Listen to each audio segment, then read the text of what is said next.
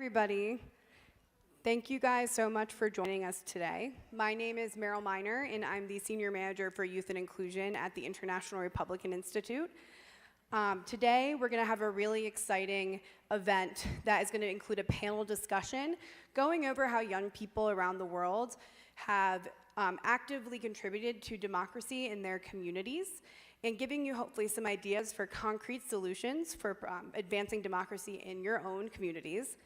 Following that, we'll have a mapping session where you guys will join together hands-on to come up and reflect on ways that you can help secure commitments that are created here at the Summit for Democracy and in your home communities. Followed by a networking reception, which will include a great performance by an activist musician, so please continue to join us for that session as well. It's now my sincere honor and pleasure to introduce Deborah Ulmer. She is the Regional Director for Latin America and the Caribbean at the National Democratic Institute, and most recently served as Freedom House's Director for Latin America and Chief of Party for USAID programs in the region. So with that, I'll hand it over to Deb. Thank you, Meryl. El proceso de la Cumbre por la Democracia. Summit for Democracy is reuniting global leaders representing government, civil society, and the private sector in a collective effort to establish an affirmative agenda for the renewal, democratic renewal, and onboarding collectively the biggest threats that democracies are facing at the moment under the leadership of the United States, Costa Rica, South Korea, Netherlands, and Zambia. The Summit for Democracy this year, it broadens and digs deeper into the government commitments in order to take the place, the realization of the rights and freedoms that democracy offers.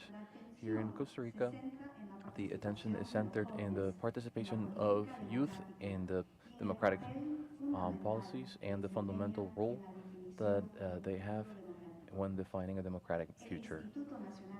The IRI and the rest of the institutions that are co-hosting this event, including the International Republic Institute, the CIPE, and the World Movement for Democracy, are recognizing that youth in all their diversity are fundamental in order to promote democracy, for it to be prosperous, and to achieve equitative and just goals. Youth deserve our support when they're seeking to mobilize politically and to be activists in order to promote change. However, the exclusion of youth from political power and the influence in decision-making due to discrimination has resulted in a fractured relationship between the youth and institutions and processes that govern their lives. This discrimination stigmatizes all the youth, especially the ones with different identities and origins with negative stereotypes, and it facilitates its inclusion from political spaces, formal and informal. Additionally, the decision power and leadership it continues to be associated to older men. Young women and women with different identities and origins are facing different barriers in order to participate, and lack defenders and models, and also positions in political jobs and decision making. So there is a growing insatisfaction and distrust in government, including democratic institutions that are not yet corrupted. The report for the Economic Forum, it clearly states very distrust in youth, and found that 60% of the polled youth did not believe that their point of views mattered when creating policies. This finding is consistent in all regions and all genders and different age groups for young people.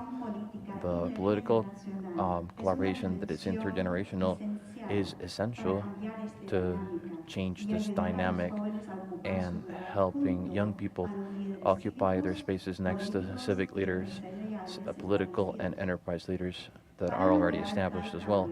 In order to achieve this change, the established leaders should extend their hands and make a concerted effort in order to create an environment that allows young people to exercise their influence. It's not only providing young people with a place at the table, but also a practical issue of resolving a growing number of issues and consequences that go beyond generations. During the last 2 years, the IRI has stated the importance of these topics through the Speak Youth to Power campaign, which emphasizes the need for young people to translate their potential power into an influence in the decision of political issues and when defining democracy in the future. And there's also million of young people between 15 and 24 years of age all throughout the world, and half of these are women with diverse experiences in life and political interests. So the generation of young people today is fighting to achieve the social and economic markers of the adult age, such as finishing school and becoming financially independent. But they're also facing global complex problems such as the climate crisis and the increasing polarization of politics. These barriers for young people are bigger than ever. However, young people are organizing themselves and finding new ways to challenge the status quo and demanding for accountability. The purpose of this forum is to support actively the political participation of youth all around the world, and it's very well represented by the delegation of 21 different countries that are joining us today, including Latin America, Argentina, Bolivia, Chile, Costa Rica, Cuba, Ecuador, El Salvador, Guatemala, Honduras, Jamaica, Mexico, Nicaragua, Panama, Peru, and the Dominican Republic and Venezuela. And we're also joined by representatives from Bosnia, Kenya, Montenegro, the Philippines, and Tunisia. Now I am pleased to present the Honorable Minister for Youth, Nayuribe. She has a master's degree in psychopedagogy with the UNED, a master's degree in the sciences of education, specifically for educational administration. She has a license in educational sciences with emphasis in administration and also active. And she's also a bachelor's in musical sciences with UCR. Please, let's welcome her.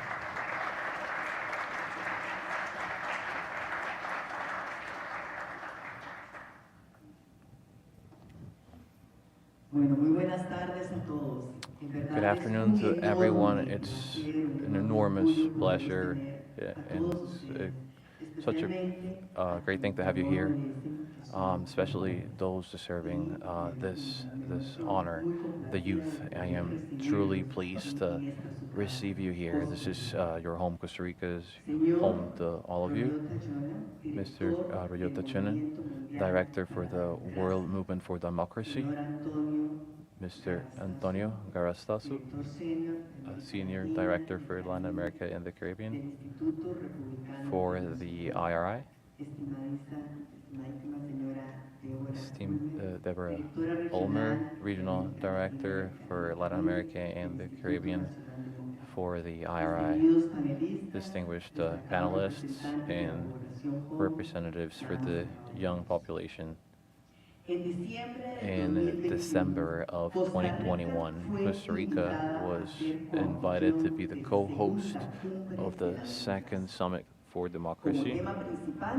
As the primary topic, Costa Rica selected the promotion of the role of young people in political and democratic spaces. It's because of this that being part of it's an honor to be part of this event. As a co-host for the second Summit for Democracy, Costa Rica has opted to focus on the young people and the role of young people in political processes in democratic systems. We consider that young people are signaled by media more and more, by political parties, and also by political party of their parties.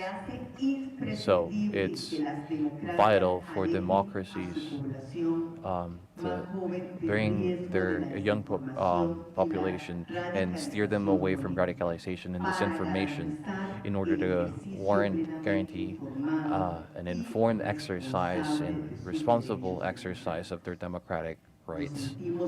We feel honored with this invitation because we believe that democracy is facing great challenges in all areas of the world.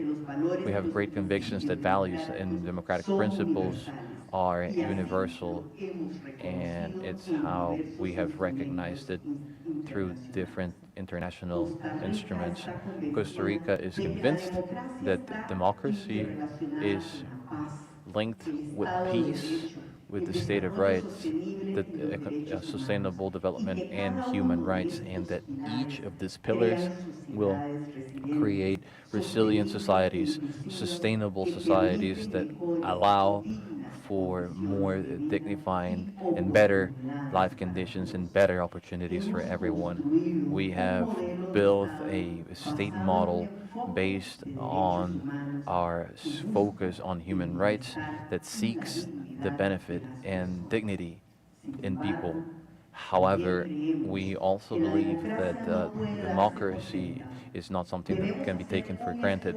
We need to do a continuous effort in order to guarantee the effective exercise of democracy and defend it from different threats such as organized crime, corruption, violations to human rights, and aggressions to freedoms, discriminations, among others. We prioritize the rights of the young people as the primary aspect for this summit because as the Ministry for Culture and Young People, that's the full name of the institution, Ministry for Culture and the Young People, we rule over political policies for young people, and just as laws 8261 states it, which is the general law for young people, we promote the participation of young people through instances that conform the national system for young people, which includes the consultative network for young people. So what is the objective of this network? The objective of the network, the consultative network for the young people, is to provide effective participation for young people in the country when formulating and implementing public policies that will affect them. I'd like to note that Latin America, like other regions in the world, is facing significant challenges when promoting democracy and inclusion, particularly related to the reduction of inequity and the promotion of a just society. In order to face these challenges, we need to focus on strengthening democratic institutions and the state of rights, fighting corruption, and building more resilient institutions that will respond to the necessities and aspirations of all citizens, including young people.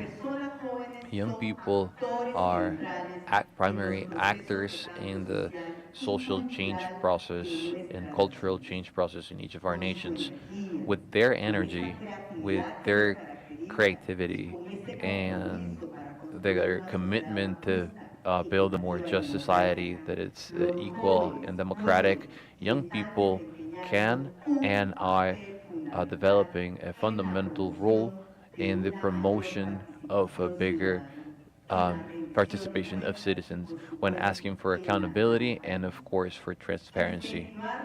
And the incentivization of young people's participation implies creating more spaces for participation and promoting the leadership exercise within different institutions on national level, local level, community level, and throughout the region.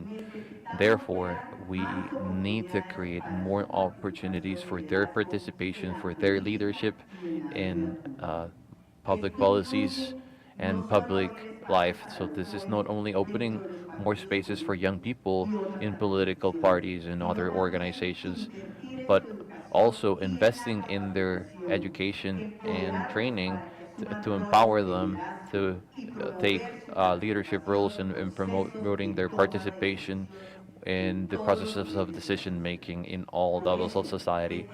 This is why, from the Vice Ministry of Young People and the Council for the Young Person, we work promoting the participation of young people through different training processes and educational processes that promote leadership in young people.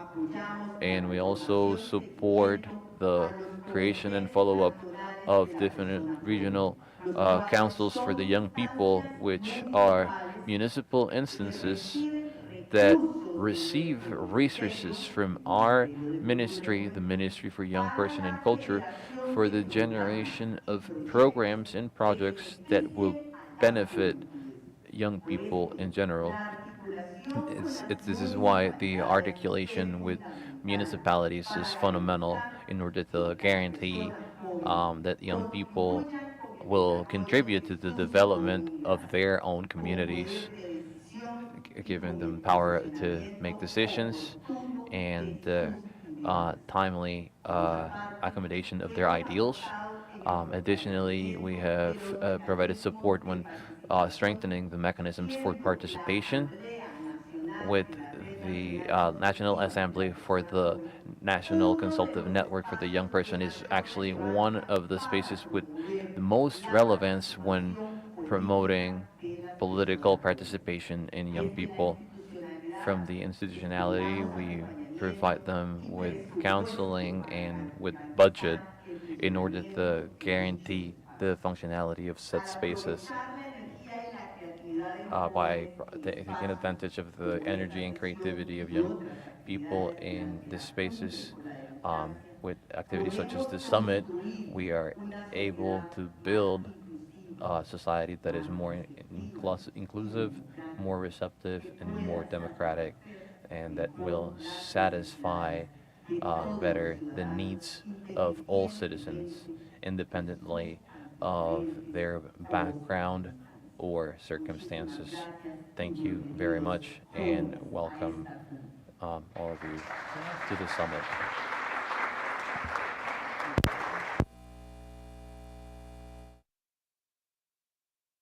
Thank you so much to our last speakers, Deborah and the youth minister. Those are great remarks to get us going and set us in the mood for a really exciting conversation. Before we enter our panel, we're excited to share with you a message from Ryota Jonin, who's the director of the World Movement for Democracy. As you probably saw on the invitation, this event is kindly sponsored by the World Movement for Democracy, and it's a way for us to share with you a really amazing document that they put together over the last year called the What's Next for Youth and Democracy document and report. So Ryota can describe it a lot better than I can, so we're going to hand it over to him to provide some remarks right now.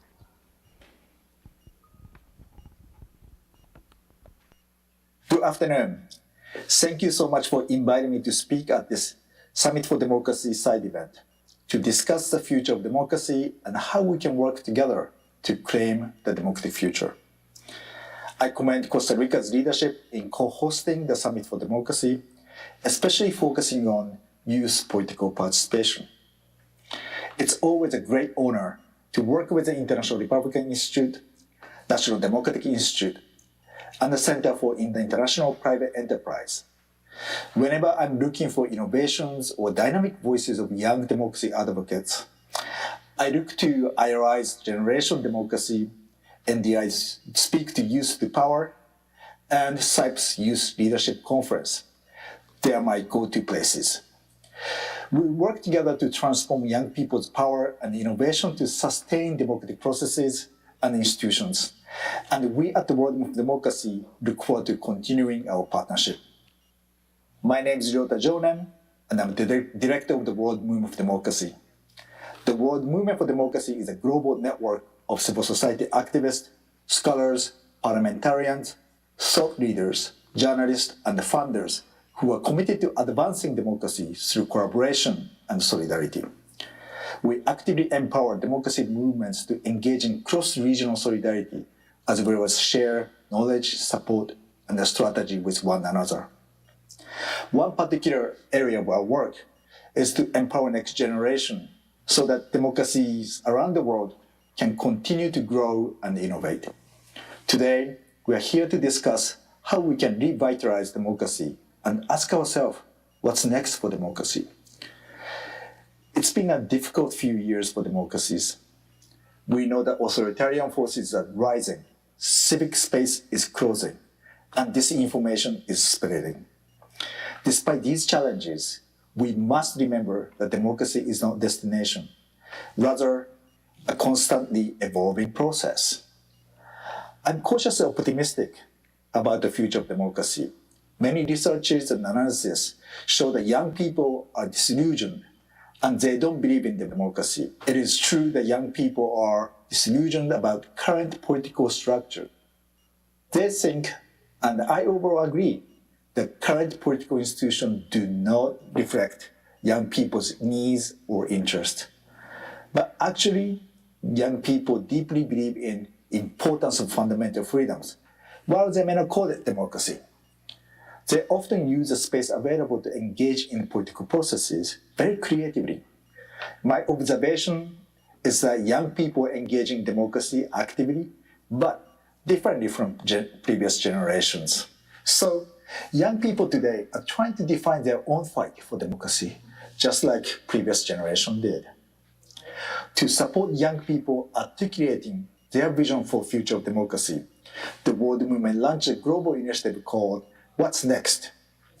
Working with partners, World Movement for Democracy held consultation in over 10 countries and engaged over 300 young people. Then we asked them, what's the future of democracy look like to them?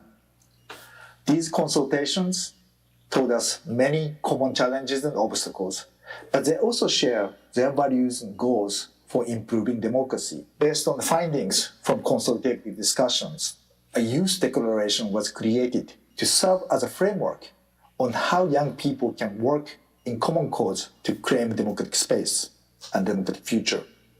We found that young people share three key values: inclusivity, accountability, and social justice. These values must be a cornerstone of revitalizing democracy. The declaration also asks us to work hard to expand civic space for young people, build citizen-centric accountability system that help democracy deliver, and countering disinformation. Tactics and strategy to achieve these goals must be tailored to a local community, but we must learn from each other. We know that autocrats are learning from each other. They have effectively built a sophisticated network among themselves along with their enablers. Now, we must learn from each other and mobilize collective action. This is how we claim democratic future. I welcome you to join the World Movement Network of young activists and leaders to help us implement this What's Next Youth Declaration. Over the next year, we will be spotlighting young democracy champions that are pursuing innovative projects and the initiative to build democracy in their communities. We are highlighting their success stories using social media, videos, and other digital platforms to inspire more young people to participate in civic and political activism. I encourage you to take part in this campaign. You can help inspire more young people to claim a democratic future and learn from like-minded leaders dedicated to democratic renewal. To return the question, what's next for democracy? Young people like yourself are at the forefront of democratic change today. And today, you need to claim the space and get involved in politics and decision-making, so you can own the process of deciding the future of democracy. We know the challenges are immense, but I also know that each generation must work to secure the promise of freedom, dignity, and equality for generations to come. I'm confident that we can work in common cause to ensure that more people around the world live in a freer and more democratic society. Thank you so much for this opportunity to share my thoughts, and let's work together.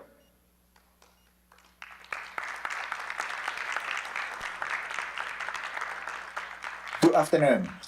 Thank you. Well, thank you so much to Ryota, who has recorded that message for us. It's always great to hear from him and hear what this What's Next document is. And I would encourage you guys to take a look at the World Movement for Democracy webpage. They have a lot of amazing opportunities for young people in the coming year in particular to spotlight your voice and spotlight the work you're doing around the world. So please do follow up there or email me if you have any questions. With that, I want to hand it over to our panel, and it will be moderated by Hermena Kaskenta, and she is the Senior Youth Collective Coordinator at Restless Development, who has been a really amazing help in a lot of the work that IRI, NDI, and CIPE have done around the Summit for Democracy over the last year. So really excited for her to lend her fantastic insight, particularly her insight as a young person in Costa Rica right now. So off to you. Hola, buenas tardes. Mi nombre es Jimena Cascante, como les acaban de mencionar. Para mí es realmente un honor recibirles y moderar esta conversación. And to moderate this conversation here in my country and in this Latin American region, where this conversation about the future of democracy is so relevant, especially in this region. Vamos a empezar introduciendo a nuestros panelistas. Who is the founder and executive director of the International Institute of Debate, II Debate. With the aim of giving voice to the voiceless and most vulnerable groups, Elyes founded II Debate in 2013 to turn disengaged youth in rural and underserved areas into active citizens with a strong sense of identity and belonging to their local community. Elyes is an Ashoka Fellow, Obama Foundation leader, and is the chair of the advisory board of DRAPS in Human Development in Jordan. We have Željko Vukša, who is a member of the presidency representing the youth of the Party of Democratic Action, SDA, a member of the Youth Commission of the House of Representatives of the Federation of Bosnia and Herzegovina, and youth delegate of the Congress of Local and Regional Authorities of the Council of Europe. He previously served as the president of the Youth Council of the Municipality of Centar and the president of the General Assembly of the Youth Council of the Canton of Sarajevo. In this role, he organized the first parliamentary session about youth in Sarajevo and successfully lobbied for the first ever strategy for youth in Sarajevo. And we have Rosa María Payá, who is a Cuban pro-democracy activist who has been a prominent civil society campaigner since 2009. She was part of the coordination team of the Christian Liberal Movement and has worked as a member of the Redaction Council of Somos Liberación, an MCL publication. She works to promote international solidarity with Cuba and seeks justice for her father, Osvaldo Payá, recipient of the European Parliament's prestigious Sharakov Prize and 5-time Nobel Peace Prize nominee, who was assassinated in 2012. She currently coordinates the international campaign Cuba Decide, Cuba Decides, that advocates for the Cuban government to hold a binding referendum in favor of free and fair elections.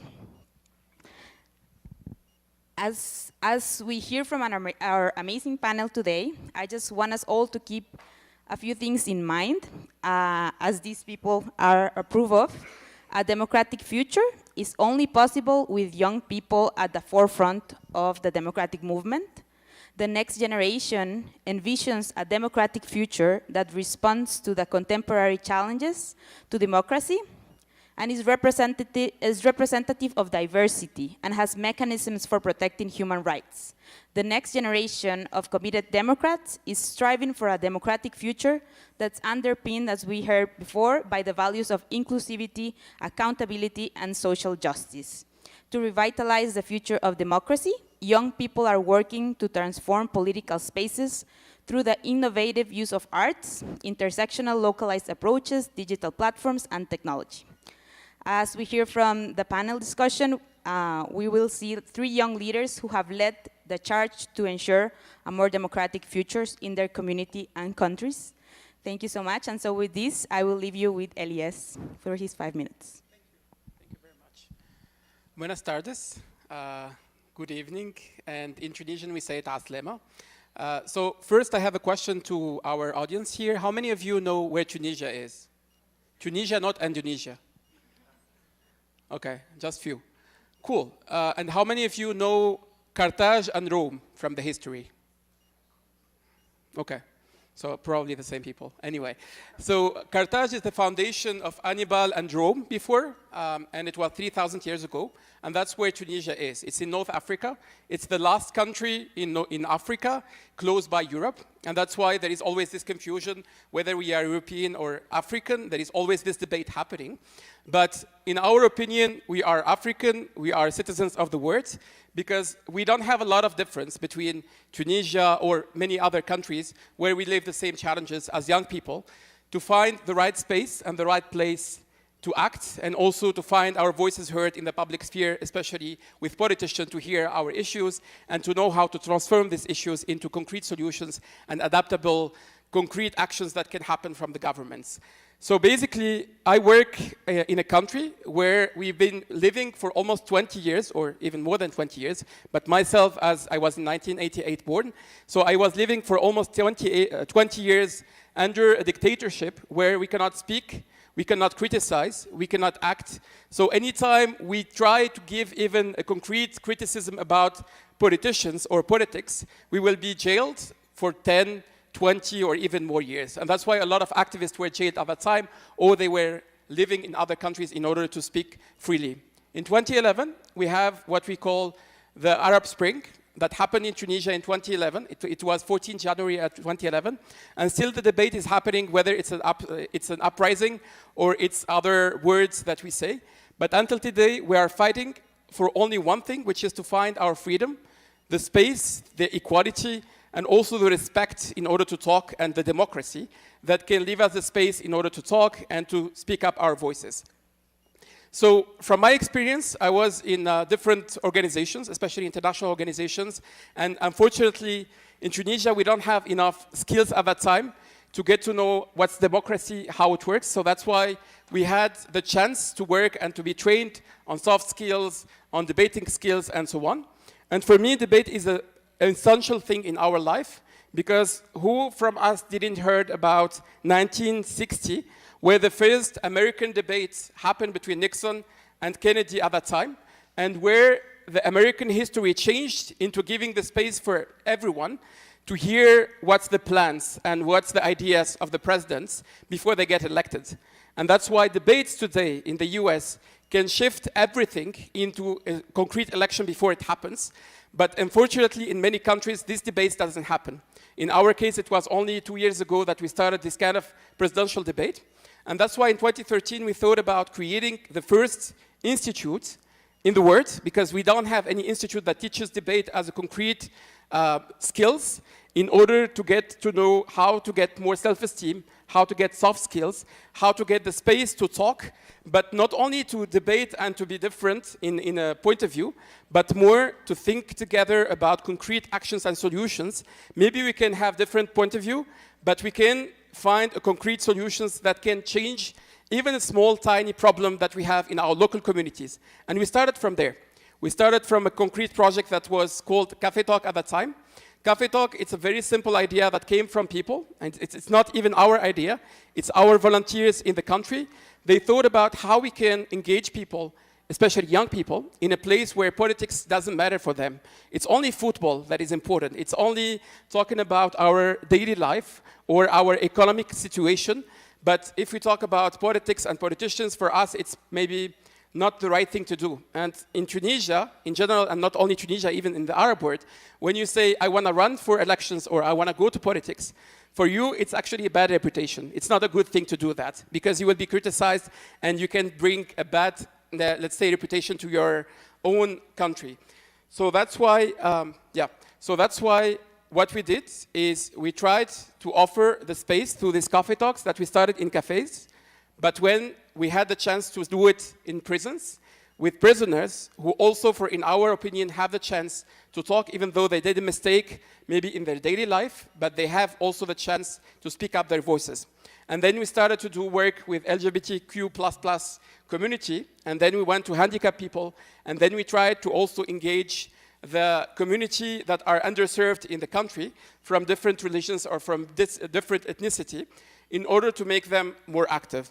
After that, we started to do some simulations. For instance, we had election simulations in the schools where we thought that maybe if we integrate debate and also educating democracy in a very simple way by using games and by using simulation, maybe in this case, people will be interested by politics. And that's how a lot of young people from early age, and that's why we started to work even in primary schools, in middle schools, in high schools, to make people interested more into what's the meaning of politicians, how we can be in politics, how we can engage in political parties, and that's how a lot of people started to understand what's the concrete meaning of democracy.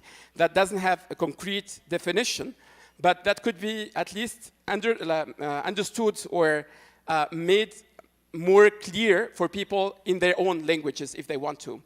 And then after that, we started to work more into engaging a lot of people together from local communities and play the mediator, and that's the role that we found more important, from young people to politicians and to administrations. We did a lot of cooperation with a lot of administration, and that was, in our opinion, successful because we found out, for instance, that MPs and administration doesn't understand what people really want.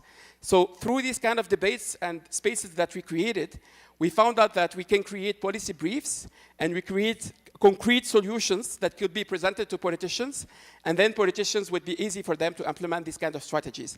And we were successful to, one, change a lot of schools to implement debate clubs within the schools. Two, we had a lot of arts included in our work, because we found out that arts and sports are something which is very interesting for young people, but how we can translate it is by creating these spaces for bringing sports people, famous people, to come and talk about politics as something which is normal and to become more something which is concrete. And finally, we found out that youth centers and schools could be the best place to promote democracy. So through this overall this work, we found out that young people are still having their own voice to be heard, and they can be concretely active in the community if we let them to be active. Thank you so much.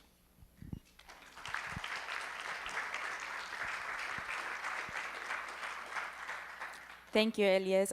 I also just wanted to highlight a few things that you said, because I found it so interesting how we can see like these common places or like, you know, like our day-to-day lives as places to actually create more democracy or like push forward democracy. Because usually like we think of democracy as something that it's like far from like our common lives, our day-to-day lives. And the way that you are doing it, I think it really speaks to the factor of innovation and how young people have like all of these creative ideas that otherwise wouldn't be out there, because like II debate like really came as something really new. So I really found that so powerful to have these spaces as engaging for anyone really. Particularly I like the part about the spaces in prison, and I tied it back to, actually I read something in the news this morning about how in a country in Central America, prisoners are being tortured and are being treated in a dehumanized way. So I found this so inspiring, like this kind of example of how to see all spaces around us as spaces that need a democratic and a human rights perspective. and that are spaces to push for democracy. So thank you so much for that. I will now give the floor to Rosa María for her intervention.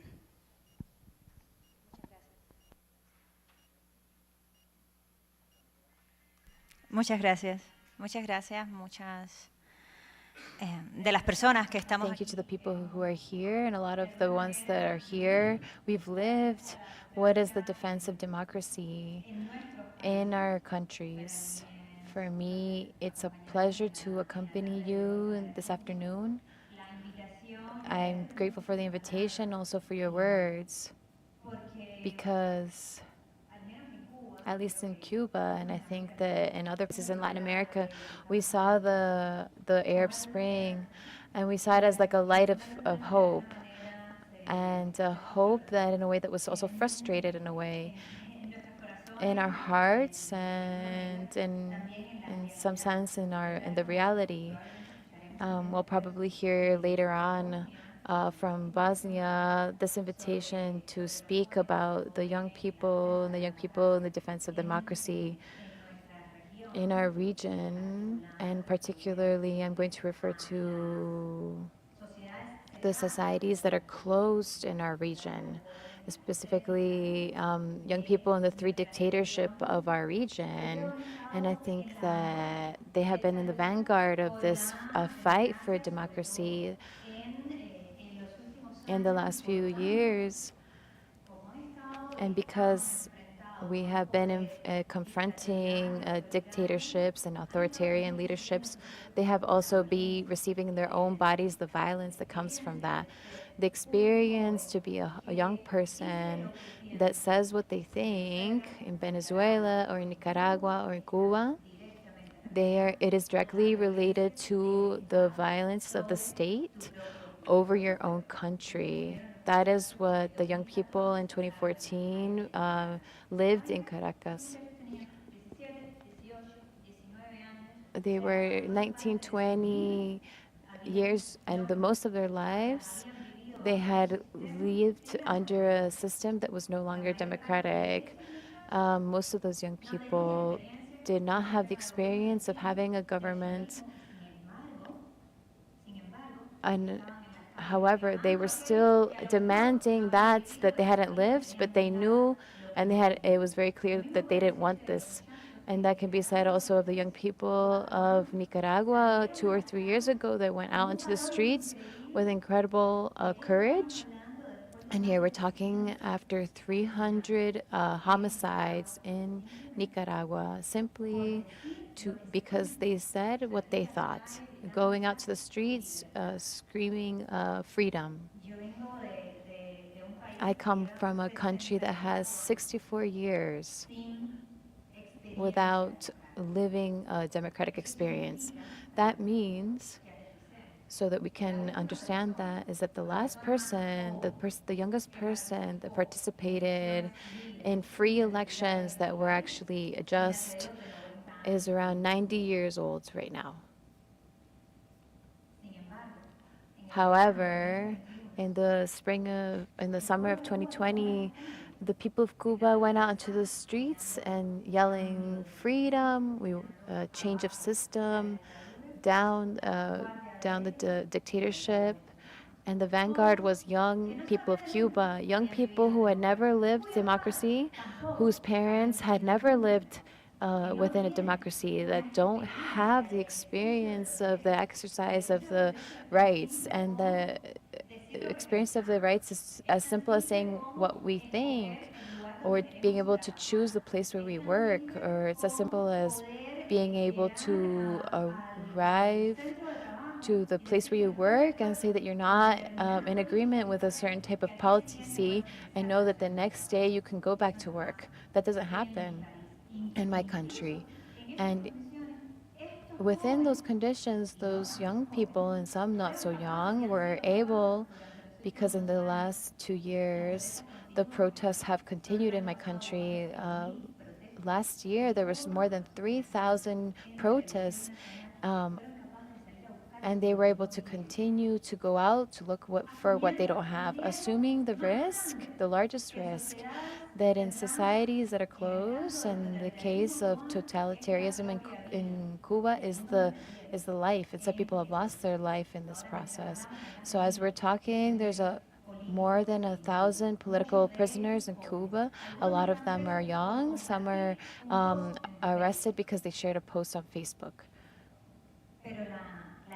But the liberty that is experimented in this exercise of defending the democracy, of saying, okay, I know the consequences, but I am going to act as a free person. That is the first step in this process of liberation before national liberation. It is very infectious, and there's no way of going back. And what we've saw in Nicaragua, we've seen it in Venezuela, we've seen it in Cuba. I would say that it's not necessary in those different areas of our region where the experience is different, where there's a lot of imperfections and difficulties, but there is a experience in democracy. We're seeing the same behavior. We worry a lot when we see the statistics, and we see that last year, for example, around 40% of the population, young population in our region, that is one of the youngest regions of the world, they decided to not prefer the democracy as a system of governance. And partially, that is the reality that as this network of young people for democracy, we want to change that. That is the reality that each of us from different countries of this region, we want to intervene. This network of young people for democracy was born as a network for young people for democracy within Cuba. And now it's in all of the regions, because the reality of Cuba is repeated in Venezuela right now. The reality of Cuba is repeated in Nicaragua in these moments. And it's not repeated because we want it that way. And I know that we only have 5 minutes, so I'm going to try to finish, and in the answering questions we can continue talking about this topic. But what we've realized is in this network, and we've realized this in a lot of different areas of this region, what happens is that what happens when we're assimilating this to take action, the dictatorships of this region are also very coordinated. And we see that young people in Nicaragua are denouncing that there's in the centers of torture, the directors speak with a Cuban accent, or we see how Venezuelans are denouncing that the intelligence in Venezuela is in the hands of the intelligence of Cuba. This is the reality that we're living, and even though young people, and especially young people of these three countries, more young people in this regional sense are realizing this. This is a reality that needs support of the people that are taking decisions. Our region, unfortunately, are not primarily young people. We're coming from the Ibero-American Summit. We had 3 assassins sitting there, or the representative of 3 assassins next to all of the other people in the summit. That is the sort of reality that we have to change. From this network, and also from the youth that needs to wake up in our region. So we're going to continue combating this. But hopefully that this Summit for the Democracy will work to be able to call attention to those places that are not democracies and should not be treated as democracies.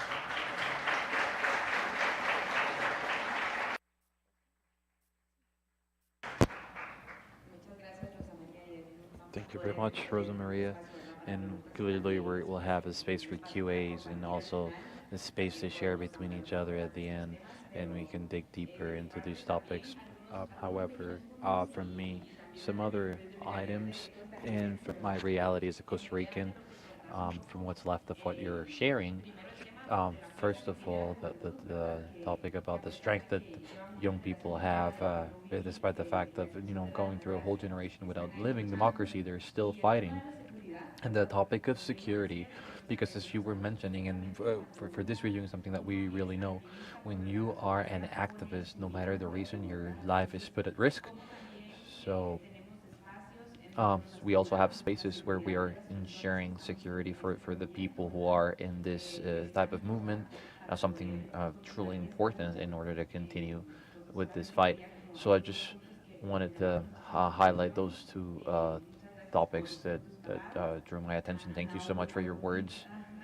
Ahora le vamos a dar el espacio a Go nuestro... ahead. Thank you. Thank you very much. My name is Željko Vukša-Fejzić. I come from Bosnia and Herzegovina. And foremost, I would like to thank the World Movement for Democracy, RRI, and DI, for inviting me and every one of you here that came to listen to these amazing speakers. I am not such a man. I'm not such a great man as the two of my previous speakers here, but I am somebody who's lived and was brought up in a post-war country. That is something that here maybe it's far away, but it's closer than any of you think. It's just a keg of gunpowder waiting to explode.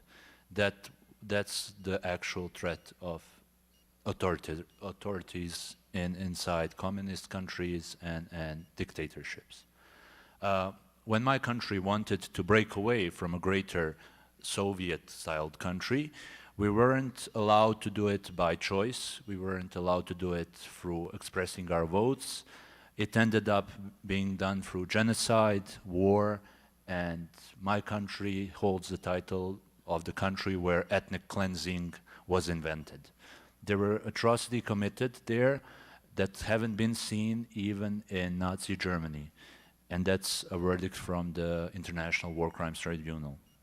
Not to start off at a sad note, but it is the reality I was brought up in. We didn't have previous democratic experience. We didn't have strong institutions at the start.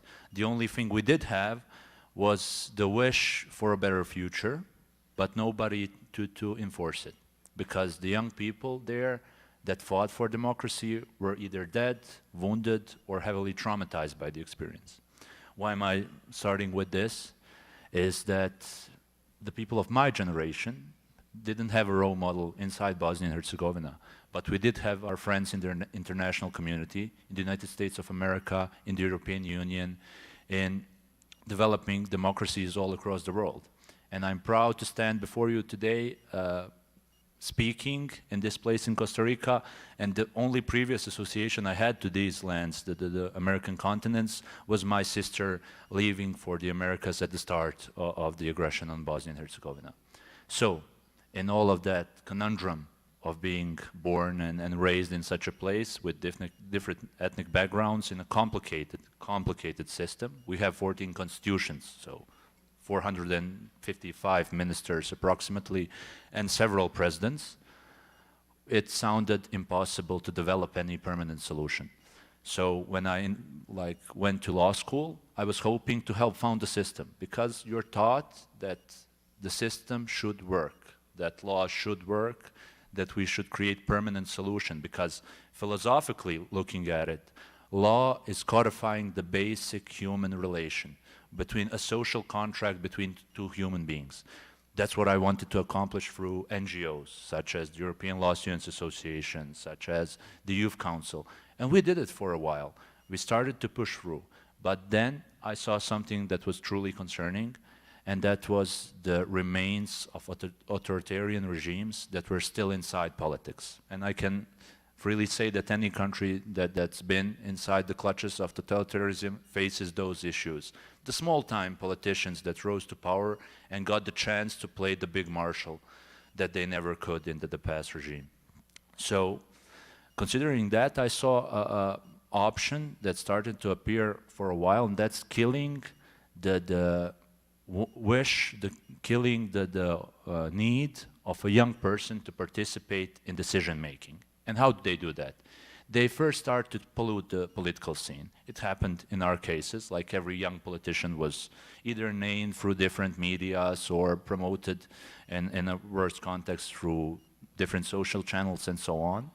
Then they start to say that partisan activity or political activity in general is bad for you. You're too young to do this, you're too young to do that, stay in your lane, don't come inside. You can plant trees, you can grow flowers, and so that's what they expect from the youth of today. So seeing that, I said, no, I'm going to join a political party, not only to hold office, but to actually help show people that it could be done. You had a comfortable lifestyle inside the civil society organization, being associate, maybe some kind of activist, but you didn't have real power. But as they say in Spider-Man, real power comes with real responsibility. So as I ventured inside the political arena, I was faced not only with the expectations of my peers, but as well as wants towards a better future. So we held that parliamentary session. I used my connections with the new political party I joined. I used my connections and dialogue with the others. But the most important aspect I learned was compromise. You have to compromise if you really want democratic values achieved. If that means me not being a speaker at certain events, then it's okay. Because democracy in itself isn't creating solutions that you can use, and only you. Democracy is creating permanent solutions towards a better future. And I'll end on a quote that's very dear and very close to my heart that was said by the first president of my country, and he was a political prisoner in the communist era. They think that we are not able to do it, to build a country where different ethnicities, religious groups, different people live together. We can do it, and even if they say it's a utopia we believe in must come true. So I ask of you all, just believe in democracy, act towards it, and it will come true. So thank you.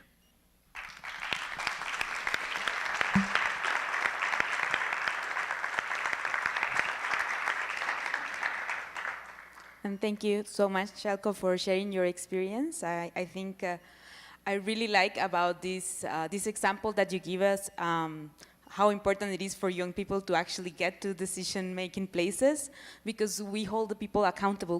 We hold the governments accountable for their actions. And this last part that you were speaking about, I think it's so important, as you were mentioning, that it's not about one person, right? It's about a whole country or a whole region, etc., a whole world. And this is something that I think sometimes is very hard to change in like adult-centric minds, that sometimes they don't need to be the ones who are the protagonists of the things, right? There's space for all of us to share that space. So I really wanted to just highlight as well this part about accountability, which is so important in a democratic society, yes. And also to make sure that young people have access to information, have access to all of these spaces as well. So thank you so much for your participation. And we're gonna start the part about Q&A. We're gonna start the Q&A section now. I'm gonna give you the first question, and feel free, like either of you who would like to answer, and then we'll take it to the public to see who else has a question. So I'd like to know more, like in your own experience, within your movements, in your countries, and this is from my own personal background. I'd like to know, how do you engage like diverse youth from different identities in this democratic movement? Like how do you do this work that is so important as well in our societies? So either of you would like to share your thoughts? Thanks. I think it's speaking their language. Because sometimes when someone is talking and trying to attract people, they speak the language that young people doesn't understand. So basically, everyone wants to explore himself, develop his own community, and see a better place where he's living in. So if the message is clear, and it's not about persons, here I'm talking about politicians, it's not about the egocentrism, unity, it's about bringing people together, thinking together, co-creating this together, talking about innovation, as you said, then people will come. And if it's about giving them, in order of skills, opportunities, and so on, people will come. So that's how we can bring people together. And the second thing is to offer a diverse space, because we tend to see spaces which are only for young people, or only for old people, or only for experienced people. It's actually better to bring people together, because sharing is caring, and sharing is bringing the experience together to co-design something which is quite nice and that we never thought about. And that's how innovation can come. Yeah. Yo creo que, irónicamente, But ironically, those of us who have the purpose of democracy or freedoms, fundamental human rights, especially in situations in places where these are absent or where they are under permanent threat, the inclusion is a little bit easier because we have a priority that everybody shares. And for example, this has been our experience with the Cuba Decide initiative. Basically, the invitation is for everyone, no matter what your motivation is, as long as we share a purpose, and that purpose is to live under a democratic system, because under a democratic system, the religious leader can go to Congress, and also the LGBTQ activists will be able to, and also teachers and civil society will be able to go, and the opposition will be able to go as well. And we've found that this space of, where a unique objective is shared and where people can work towards this unique objective ends up being a place for encountering each other, a place where two people who wouldn't imagine who would be able to share a beer end up being friends and establishing solidarity connections and caring about one another. Gracias. La primera palabra. Sacrifice. We engage different groups through sacrifice. On a personal level, it's something that's required of any person who wants to speak for a collective. You have to give up parts of yourself, parts of your own personal opinion, parts of liking something or not liking something. If you're representing a collective, especially a collective like the collective of young people of a certain country, municipality, region, then you have to make compromises and give up certain views. So in Bosnia, it's especially difficult because we have three ethnic groups that are really not into each other, let's put it that way, that waged war, which ended in the atrocities that I mentioned. So what we did was trying to find those underlying common issues.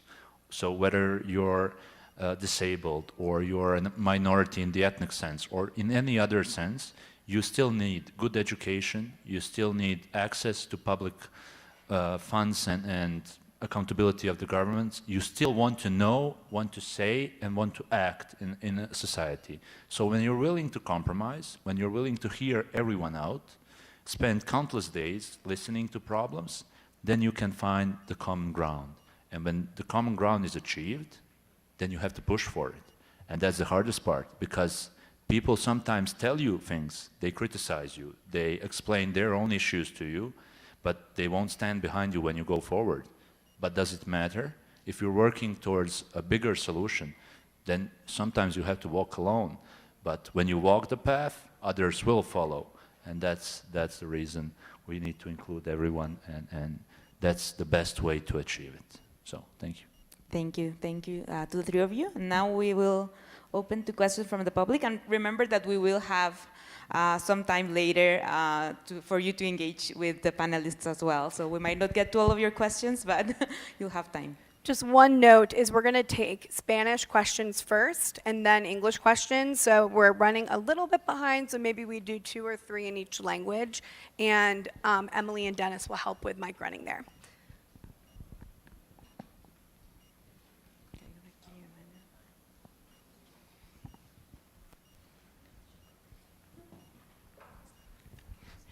Hola, muchas gracias por Thank you so much for your words. My name is Julieta. I'm from Argentina.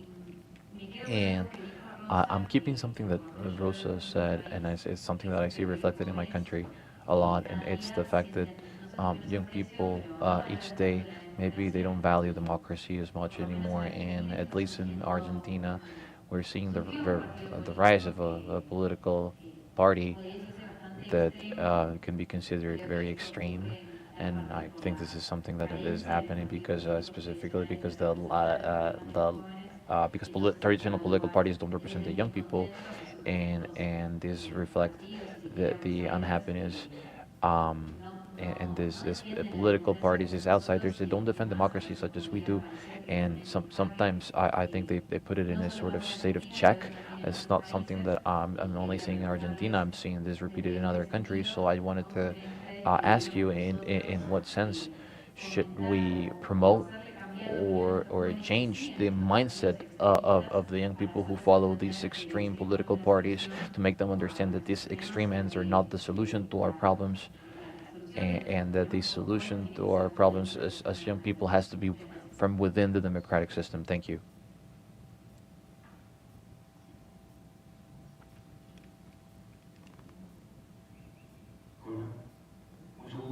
It's my pleasure. My name is Victor Emmanuel from Nicaragua. I have several questions, but I'll be concrete. First, I would like to thank you all. This is a great opportunity to share all of our issues, but I would like to ask the following. In Nicaragua, at least, we have the bad habit in the political system where I always repeat that young people are always used to carry stuff around. We put our backs and fronts, but the decision makers are always adults. How can we face these realities in our cultures where the decision makers are adults who will question the youth when we are proposing change? And I would also like to learn about the experience of nations who have shifted towards a democratic plane, but who have to co-live with their previous aggressors. How can we understand that in democracy, even though we don't like it, there is room for these people as well?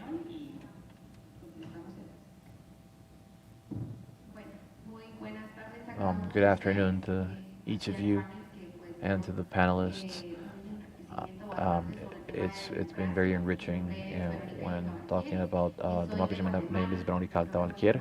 I'm from Guatemala, and Guatemala is currently facing a very complex process, which is the electoral process. And as Guatemalans and as young people, we are facing this whole topic of democracy. And for those of us who had access to education, we know what democracy is and what it consists on, and how you have to continuously participate on it. But in Guatemala, the illiteracy levels are very high, and people don't know how to exercise democracy, and this gives way to the topic of political clientele, because a political party that doesn't have precise and concrete objectives, and this doesn't guarantee the development of people and society for the next 4 years. So what can we do to take this process of information to communities where they are unaware of what democracy is? And secondly, in Guatemala has been transformed in sort of an authoritarian regime. We still have electoral processes, and there are spaces for participation as well. However, in this electoral process, we have seen opportunities closed to specific political parties, not allowing them to participate because they don't comply with the same line of the status quo that is always offered. And when having new proposals, their participation is blocked, and also persecution is made to these people. We have the topic of journalists who have been banned, and some of them are living in exile because they are against what the government wants to hear. And we currently have the problem that the government has been using public funds to guarantee that the political party continues in power and winning more MP positions.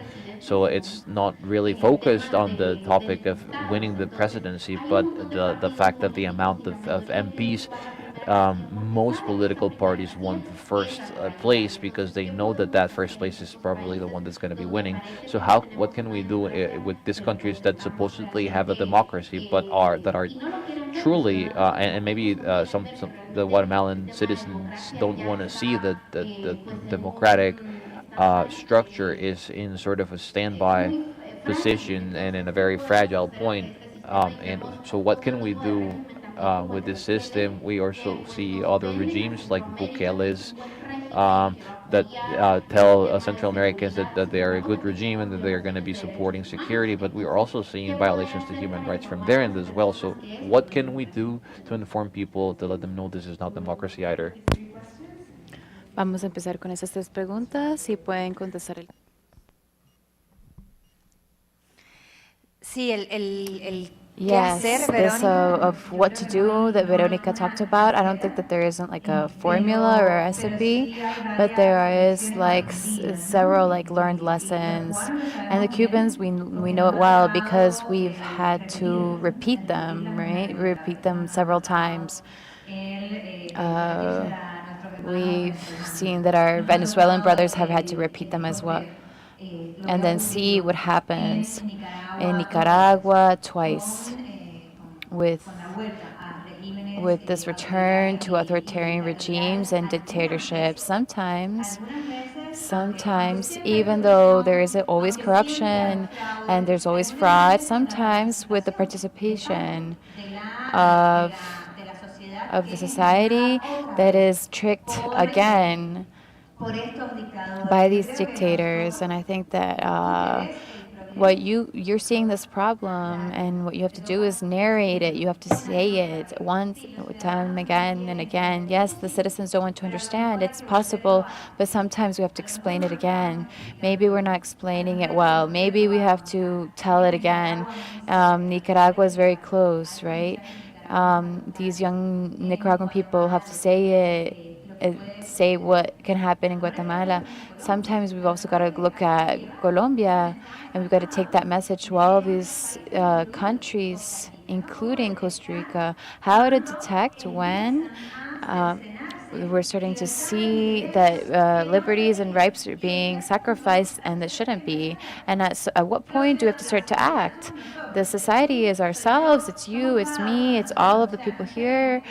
Let's not wait until the representative does it, right? What are we going to do ourselves? And that means that we're going to get in trouble, right? And it's going to make us be part of some sort of trouble. But the alternative, and to not do anything and permit it to be automatic, to the strength of our democracies in Latin America, we've seen that it doesn't work out. It doesn't take us to the path of strengthening. It's a very fragile system in this region that is plagued by corruption and by a second element that maybe exists in a different way in other places, which is authoritative forces such as in Cuba, or in a large part of the last 10 years, the Petrichera of Hugo Chavez. We have all these elements against us, but we have to continue being prophets and telling people what can happen and what can happen in civil society, and hopefully from the citizenship and also political participation, everything that we can do within our power to stop these intense young people that are used, like in this line of this front line in our country, sometimes literally in this front line. I have to say something about that. I think that young people, we have been for many years. My father was 17 years when he was at first taken to a concentration labor camp. We're talking about the 70s. Luis Rico Ferrer was 20 years when he was arrested in Cuba in 2003, trying to push forward a project of ley for human rights called Proyecto Barrer. And now Salina all of these young people are in prison for going out to the streets, for yelling for their freedom. Yes, young people have been in the vanguard with the dictatorships, although they can have different elements of different generations.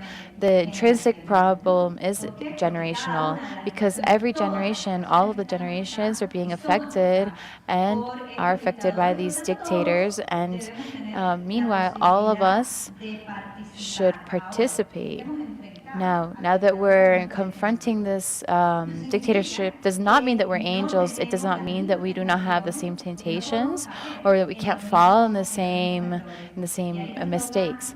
And that's why we have to also fight with our own demons and go forward with processes that are necessarily requiring sort of coordination, a collective coordination, but cannot lose sight of what is most important, and that is the liberation. And the most important is to guarantee human rights, and hopefully we can do it all together. But if not, we're going to start doing it, and people will start adding on the way. Julius, yes, the radicals are sexy. Yes, they've always been. It's not a new problem, but we're seeing that it's a resurgence right now. Communism captured many people and has more than 100,000 victims and dead people, and there's still people that defend it. I think that, again, there isn't a recipe, but those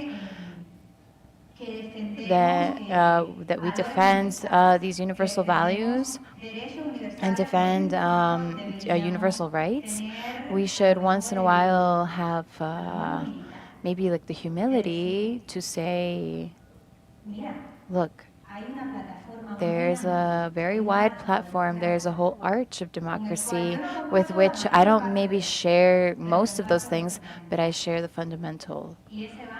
And that is from the right to the left and in the center. And turning this of human rights and the defense of democracy and the defense of our rights in a common value and a moral imperative. And as the radicals are making an moral imperative things that are not. And we have something that is real, which is the defense of life and liberty and rights. That is. And that is where it is in the the letter of universal rights. And we're young people and we're here. Let's do it. Let's also make it sexy.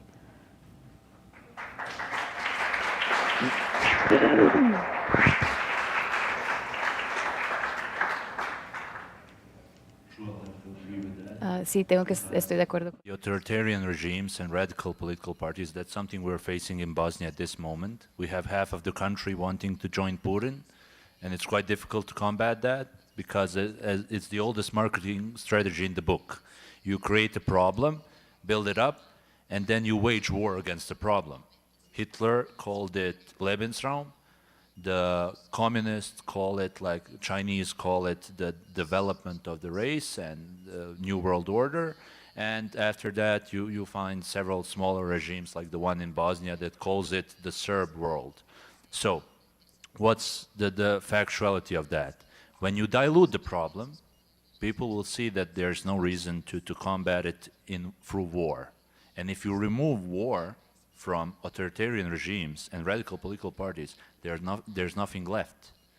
In most cases, they don't have educational policies. They don't have policies towards young people, towards development of sports, culture, like the minister talked about. You don't have policies regarding development of civil society. You only have war. So we'll get armed, we'll go in, crash the place, and then after that, who knows what will happen. And that's how you combat it. You start by diluting that problem, which is in most cases quite ridiculous. It's the blame game. Like, I'm not the one, let's say 50 years in power, I'm not the one that brought bad economy to my country. No, it was that other guy. You never see him, but he's there, you know? That's the ridiculous part. So first, you show it as it is, that who's to blame, then you explain it to your peers. That's a critical part. You have to educate people. You have to elaborate on legislative procedures. You have to do budgetary cuts, and that's the responsibility. Because when waging war against, and let's use that term, let's make it sexy as you said, like when waging wars against such regimes and such authorities, you don't do it through arms, you do it through debates, like Elyes did, you do it through advocacy, public speaking, the combat towards a higher cause, as Senator McCain once says, and to put it simply, you do it, as Sun Tzu said, by beating the enemy without going into battle. And that's the hardest form of war. So that's what you got to do. Thank you.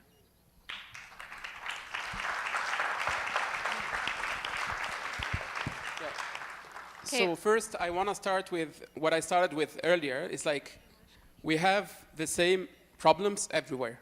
Because what you are talking about Nicaragua, about Cuba, and so on, it's also happening in the North African part.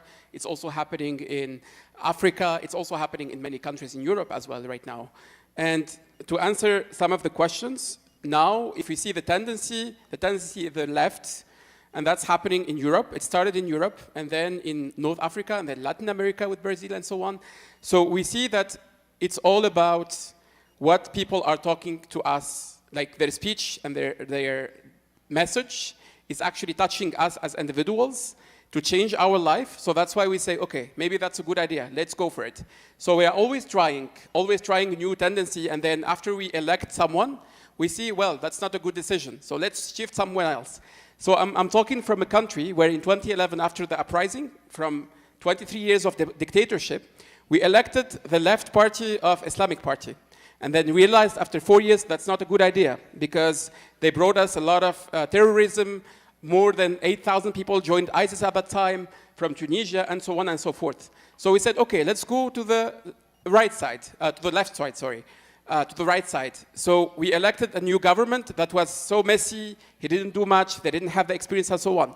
And now we are in the central part where we elected someone who doesn't have any experience in politics, but who is pure, not corrupted. And he did more mess in the country where we don't have any more freedom. We have a lot of journalists who are going to jail and many other things. So it's all about choosing the right person, but do we know who is the right person? That's one. And are we educated to know how we can educate the next generation from a perspective of a country where the rate of literacy, you talked about it earlier, in Tunisia before 2019 it was 8%, now it's more than 20%. So it's even more and more in the 21st century where it's supposed to be better because we have technology and so on, but it's actually getting worse because we are not focusing on the roots, which are young people, which are primary school, where we should teach them about politics, how politicians should work, what's the role, what's their role in the society and so on. But we focus more on, okay, let's change our economy, let's change our system, let's change our budget, let's see how we can raise your salaries and these kind of things. So I think that's mainly the issue. And also talking about political party doesn't have a strategy, I think that's also one of the main issues because we don't have any accountability. Because if a political party is elected, after they promised us thousands of promises, who are making them accountable for what they promised and who are monitoring what they promised to achieve it?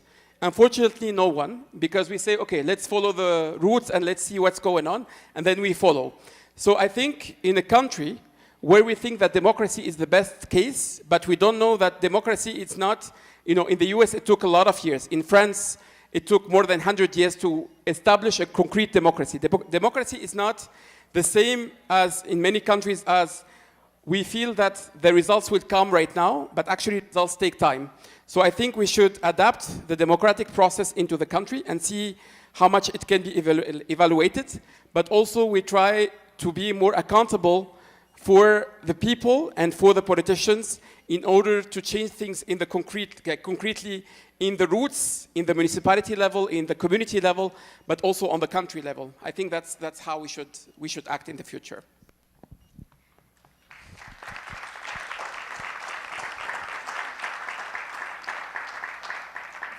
Thank you, and thank you, everyone. I think we are out of time, if I'm not mistaken.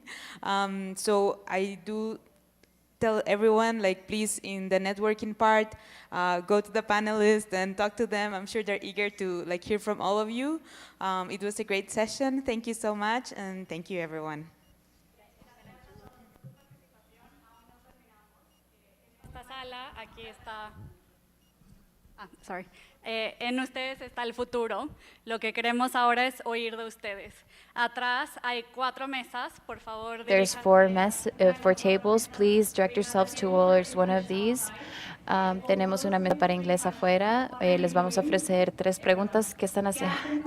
What are you doing as youth? What is your commitment with democracy? What are your colleagues doing? How can you contribute to what your colleagues are doing? And lastly, what can you do to connect? As you can see in the screen on the left-hand side, we have the notes of the comments until now. On the right-hand side, we want to see the solutions that you're going to offer us. So we have 4 facilitators in each table. Please locate yourself for the next part. Van a haber 2 mesas